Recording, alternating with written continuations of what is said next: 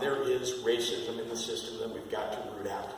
But the criminal justice system needs vast reform past, just talking about whether we can, reduce the prison population. We have juveniles in this state who we should be diverting and using restorative justice methods in order to keep them out of the system. Because if, there's lots of studies that show if you can keep them out of the system young, you keep them out for the rest of their lives. If you don't, it's the reverse.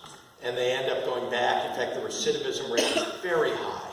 So we know it's a little bit like early childhood education, in that if you get to it early, you can solve the challenge of it early and end up with way better outcomes and saving a lot of money. So those two things, are good outcomes. I do want to point out that my lieutenant governor candidate, who is the best lieutenant governor candidate out there, State Representative Juliana Stratton, is an expert in criminal justice reform. She spent more than 20 years in city, county, and now state government fighting for criminal justice reform. In fact, got 3 bills passed in this first legislature that she served in on criminal justice reform, and has really been, I think, one of the leaders in the state. So I think we're going to get some great outcomes when we get elected. Thank you. As you said, it's moving from state finances to your finances, sir. But there's a few questions on the ballot about this. And I think it's been said, and I'll add in a little bit for myself, it's been said, right, we need a billionaire to beat their billionaire. And there's the question, is our billionaire better than their billionaire? And there's different ways to talk about it. I think we can say a definite yes to that. But some of the questions that have come from the community here are the worry that you're a billionaire and therefore there's the risk that you're out of touch. Can you express, what day-to-day contact do you have with the middle class and the poor? And, can you address this party line of the need for it to be a billionaire to win? Because there's been a lot of concern expressed in our meetings. Like, whoa, I don't know if that's a vote or what. It's a sense of not wanting. It's Rauner shutting you down. Let's not talk about that. But anyway, so the issues, I'm sure this is not the first time you've gotten that question, but also a sense of our concern of, if we look at the concerns with an oligarchy developing across the country, how is it different to create a Democratic oligarchy from a Republican one, and how would you safeguard that in your administration? So I believe this race is about values. That's what it's about. And I think that everybody should have the opportunity to run and to get their message out. I think all of you know that I'm not running a negative campaign against my Democratic opponents. I'm not. You've seen that I'm simply telling you, I'm standing here trying to win your vote, telling you what I believe in, telling you that what I've stood for my whole life and what I plan to do for the state, and that Bruce Rauner has failed, and pointing that out to everyone. That's the campaign that I've been running, and I think, and communicating with people. I'm not suggesting anybody should vote for me because I have money, or vote against somebody else because they don't have money. Not at all. Listen, I've fought for candidates who, I was raising money for, or I was giving money to, because I want everybody to have the opportunity, good people, progressive Democrats, to get elected to public office. So I'm simply putting myself forward as a candidate, and I believe that we have to fight on the issues and on the ground. Okay? I'm running commercials because I want you to know who I am. But we don't win elections on the air. We win elections by knocking on doors, identifying our voters, and getting them out to vote. It's what I've been knocking on doors really my whole life, not just when I was 11 years old and now, but really almost every election cycle for a candidate that I believe in or back. And I believe that's how we're going to win this time. We have to put together that grassroots campaign. But you know what? Here in Illinois, we don't have a Democratic Party of Illinois, in truth. We just don't. In other states, in Ohio and California, New York, you go through a primary, you battle, you get over the finish line if you win the primary, and you start in the general election, you start over, you raise money, but you get the party apparatus behind you. Because everybody's there, and there's a party apparatus that's been training other candidates, and that's got a list for you to use because you won the primary. We don't have that in Illinois. We just don't. And so I'm trying to run that campaign now because we have to beat Bruce Rauner. I got in this race. And so that's why you see that I'm not just running commercials. I have volunteers all over the state. We have 102 counties in this state. And I have volunteers or organizers in every county. I mean, we've got every region, every county, and we're making sure that we're running a grassroots ground campaign because I know that's how you win.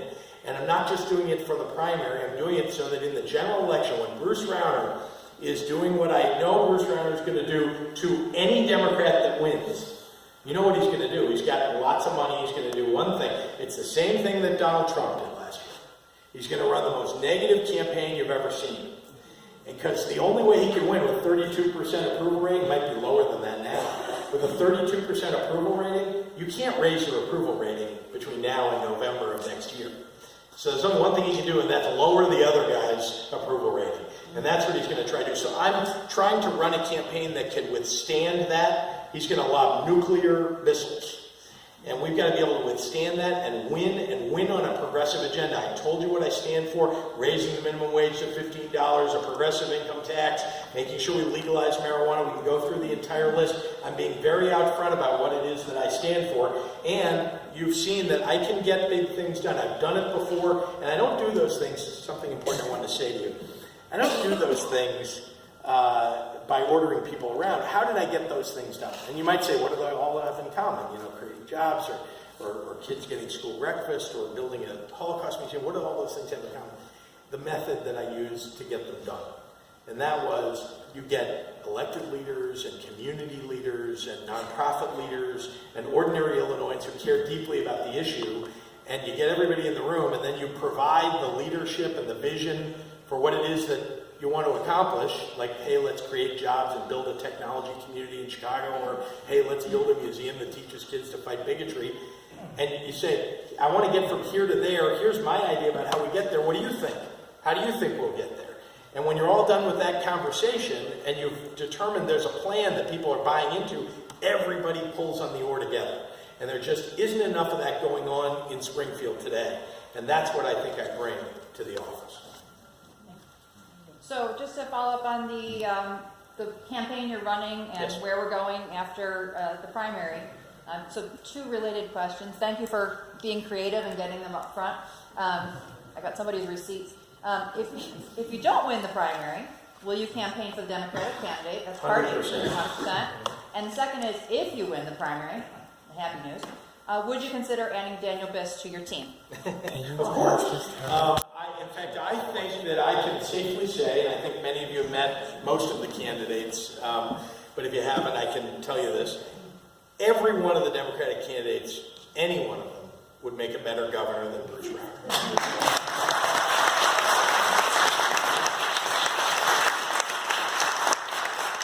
On a specific thing, how will you, I've got two similar questions. At a high level, how will you improve services for children and adults with special needs? And this follow-up to that is, can you be specific about the funding element of that, especially what happens after high school and kind of come out of the system, and looking to all kinds of disabilities, developmental, vision impaired, physically challenged, etc. So what can we expect? So I mentioned a little earlier that under Bruce Rauner, without 2 years, or for 2 years without budgets, that many of the services that were in fact serving people with special needs have really been decimated. I was with a gentleman who was telling me that he had home care services. He's in a wheelchair. He can control his wheelchair, but he can't actually move from his wheelchair to his bed or from his bed to his wheelchair. And he was getting services in his home from the state, and then under Bruce Rauner got cut severely. And they, instead of providing him with a home care healthcare worker, instead of doing that, for half the time, they gave him what essentially was a life alert. You know what this is? Like a button. Well, if you are laying in bed, and he said this to me, if you're laying in bed and you have to go to the bathroom, and you can't get yourself out of bed and into your wheelchair and to the toilet, pushing the button to get somebody to show up in, a long time later is not going to be useful. And these are the kinds of things that I think Bruce Rauner just doesn't understand about the function of government. I think he doesn't believe in government, honestly. And he believes that, the more you do away with government, the better off people are. Well, I don't know, people like him maybe. But the truth is that government is there to stand up for, the guy in the wheelchair who needs help, who needs a home care worker to stand up for him and to help him. That is why you have government. So specifically, I would say, again, for revenue, I don't think that there's necessarily a specific revenue source for special needs. What I would argue is that in order to step up to the plate on a state budget, to make sure that we are funding the services that we want, healthcare and otherwise, we have got to make sure that this progressive income tax gets passed. And even if we aren't able to get the constitutional amendment, which I believe we can, but only, by the way, if you've got a candidate who's running on it for governor and helping elect others who are running in the general election on the Democratic side who are progressive Democrats. Because we got to elect more, we don't have enough Democrats to vote in the progressive income tax today. We want progressive Democrats elected. That's the kind of campaign that I'm running in order to get to a point where we can have the kind of budget that will pay for this service. And I'm all for getting more Democrats in the House, but last year they would have passed it if the governor hadn't quashed it at the end. I mean, they were this close with getting the progressive income tax. So I agree. You're going to have to have a governor that knows going to sign the bill. And runs on it, because I really believe that you can't have somebody who's not actually out there advocating for it. If you all will vote in a governor who's for a progressive income tax, I guarantee you that governor is going to be strengthened in our ability to get this done in Springfield. It's absolutely necessary. That's why I'm so out front about it. I've run commercials about it. And you know what? Bruce Rauner is going to, next year, whoever the Democrat is, he's going to pound away saying, oh, you Democrats, you just want to raise taxes. We've got to be able to counter that message and say, no, we're trying to protect the middle class and people striving to get to the middle class, unlike you, Bruce Rauner. And we're asking people like you, Bruce Rauner, and oh, by the way, like me, to pay more. And I want to be able to stand up on that debate stage and say, to the voters, I want to say, I don't want to raise your taxes, I want to raise mine. And I think that that's going to be a heck of a message against Bruce Rauner, who's basically out for himself and his Koch brothers network. Thank you.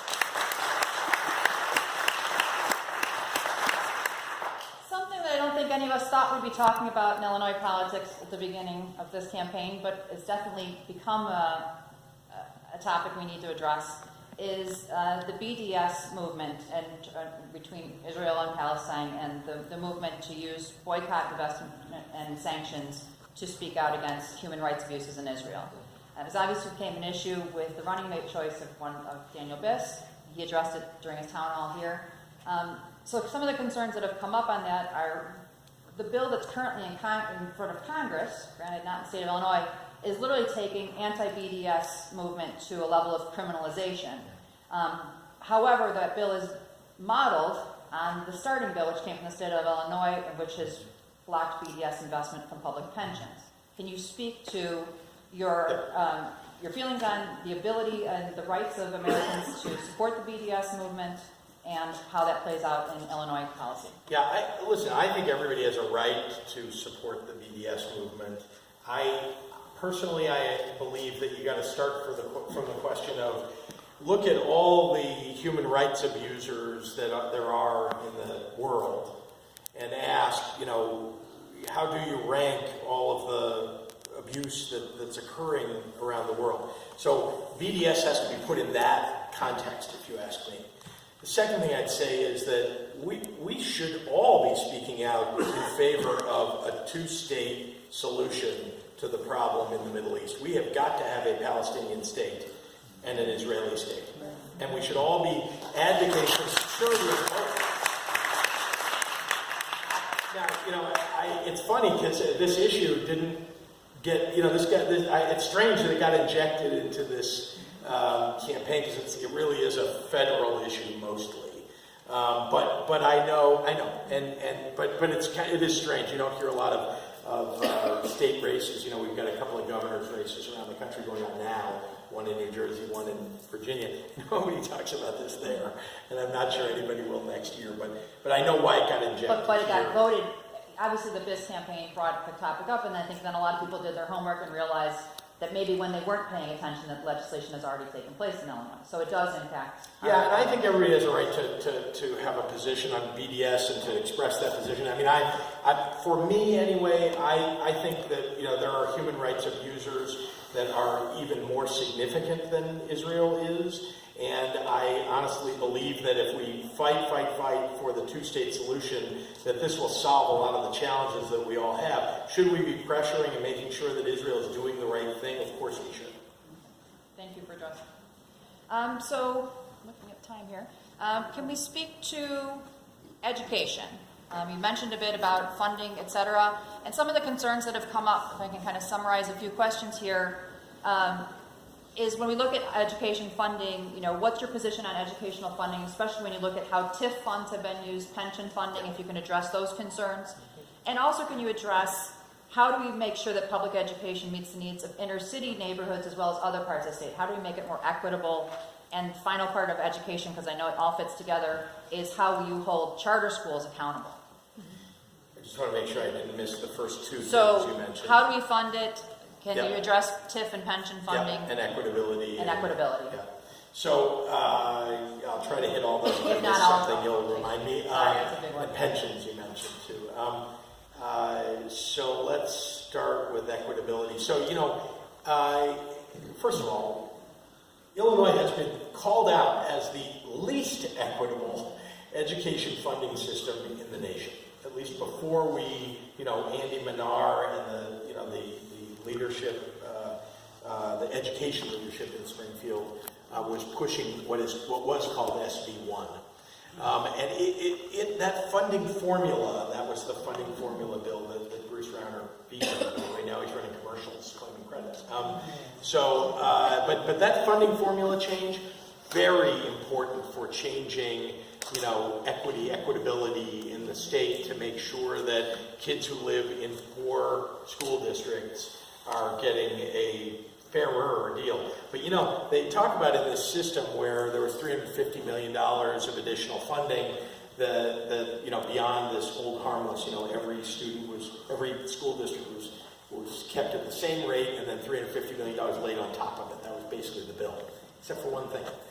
When they went into the dark room to try to overcome Bruce Rauner, it was Bruce Rauner and his pals that put in this diversion of $75 million to private interests out of the public schools. That's wrong. And it's the same reason that I'm opposed to or in favor of a moratorium on the expansion of charter schools, is the same reason why I oppose that tax.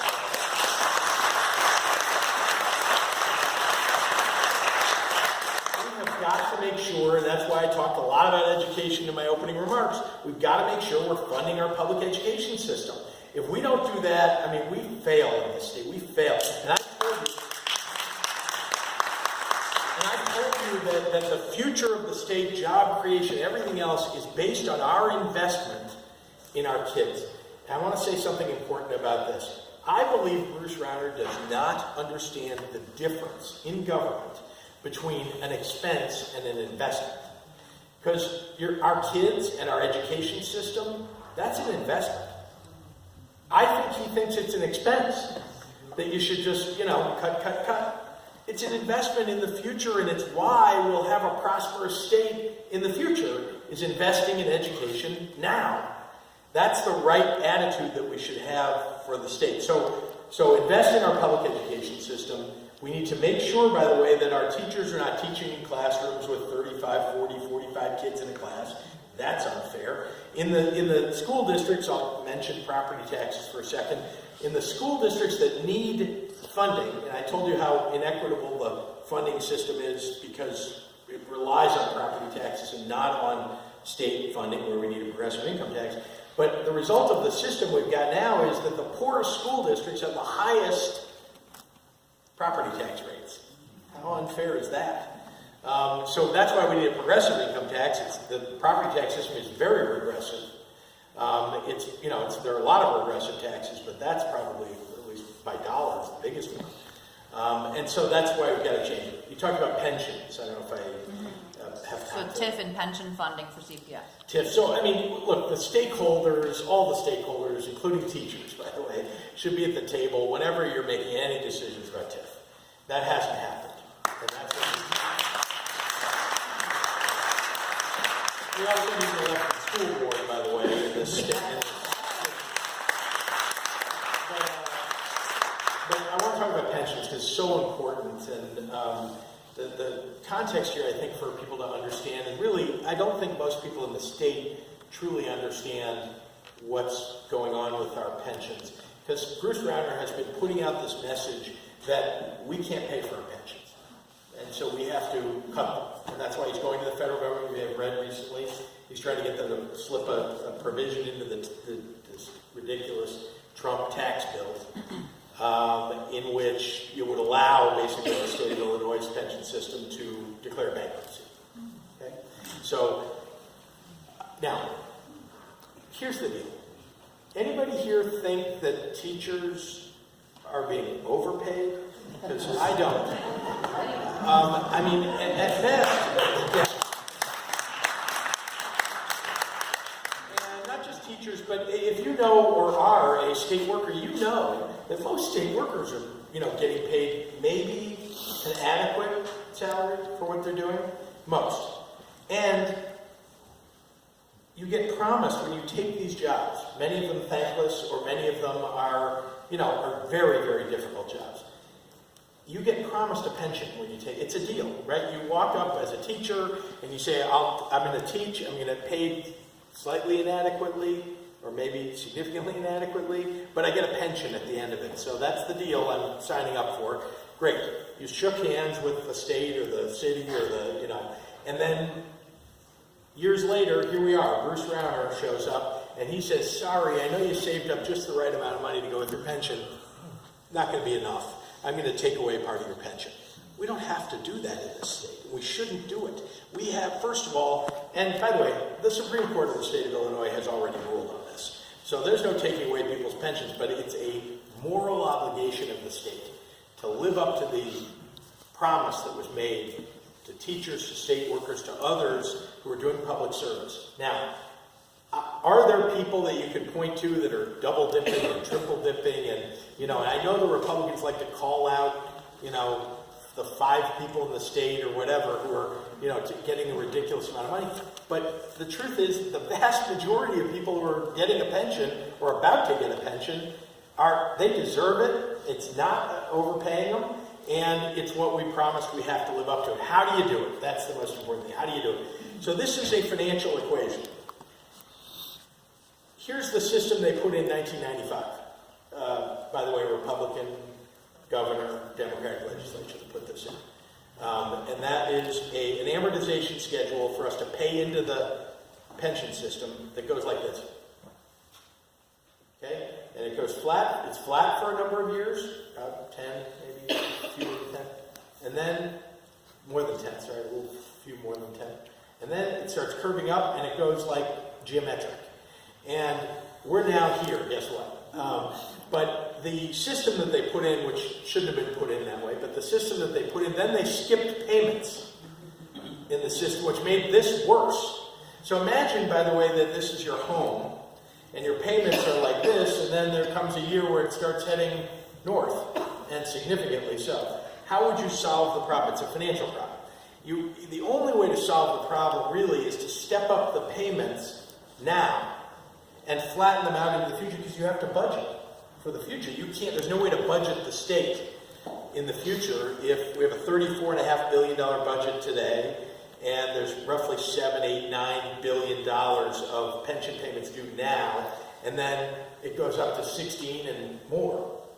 There's no way to do that unless you step up the payments now and then flatten it out in the future, amortize it properly. I tell you all that because it's manageable. But we have to have political will to get it done because it's the right thing to do. So I'm very firm about this. I know, again, Bruce Rauner is going to say, can't do it, impossible, here's a big number, $150 billion of liabilities. Yeah, but you pay those liabilities off over time. It's like saying, oh my gosh, your house is $250,000, and your payments are only this much, you're never going to be able to get there.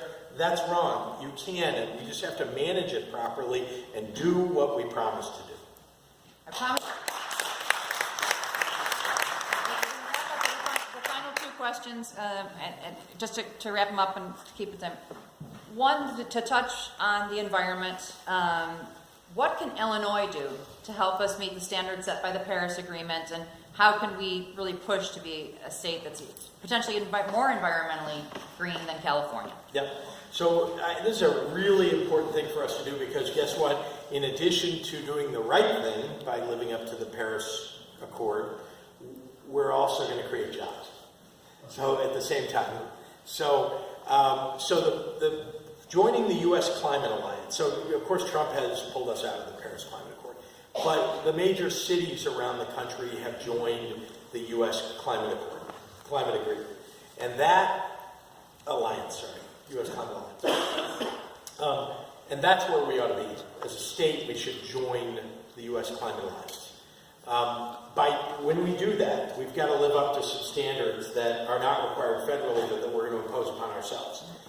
In order to move, as I think we should, to 100% clean energy, in order to do that, we have to solve a bit of a technology problem over time, because we haven't solved it quite yet in this country. The technology problem is you've got to be able to store energy when it's created by clean energy sources, so that you can use it when those clean energy sources aren't operating, like when the sun's not out or when the wind's not blowing. And that requires really great battery technology. Guess which state has one of the best battery technology research facilities in the world? Illinois. And it's at Argonne National Laboratory. And it's important that we continue to invest in that research and make Illinois the hub of that battery technology development. Because we could create jobs both in the creation of those batteries and by virtue of the building out the infrastructure that I think it will take for us to move to 100% clean energy. Those are all things that create jobs, in my view. By the way, you create them while saving money. I mean, again, this is something Bruce Rauner doesn't seem to understand, that we will save energy dollars that everybody is spending. We save those dollars in the state, all of you, businesses, and the state government, if you build out these clean energy sources, because they're, in the end, much cheaper. But look, this is something that you've got to have the will to do. You have to have a governor who's actually got the political will to do it. And I think these are big things to get done. I mean, I hate to keep using that term, but getting big things done in this state, you've got to have somebody who's actually able to organize around those big problems to solve them.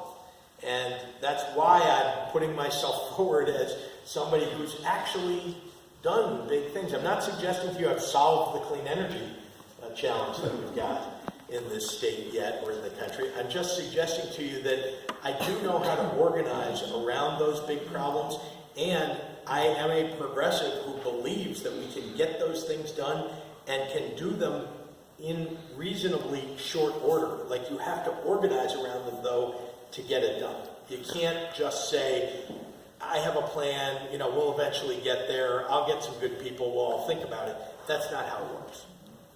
And I promise, this is the last question. Yeah.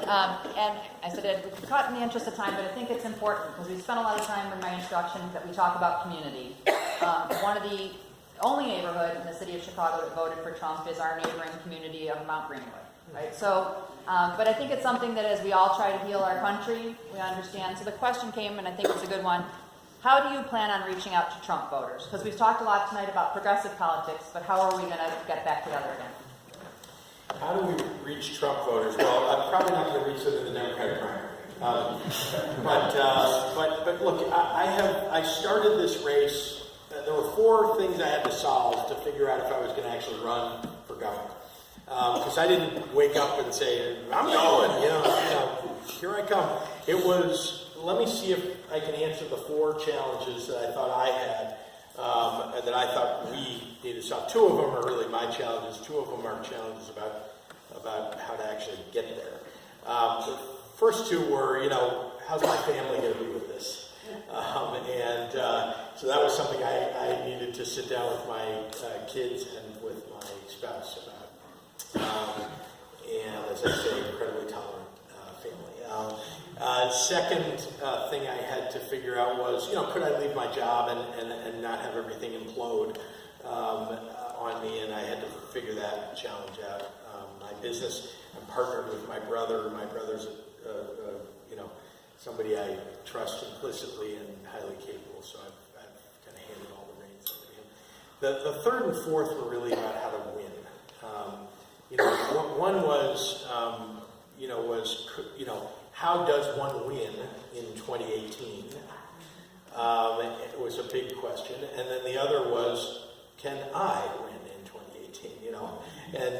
And so those things, and you're talking about Trump voters here, but that led me to do something that's been very important in this campaign, which is I recognized very early on that really the only way to win in this general election is to make sure that we don't do what unfortunately Pat Quinn did in 2014, which is to ignore southern and central Illinois.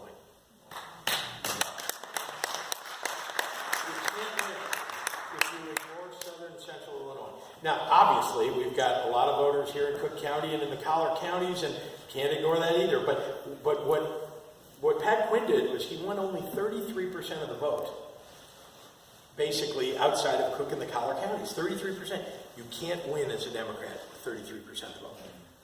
And so I started the campaign traveling all across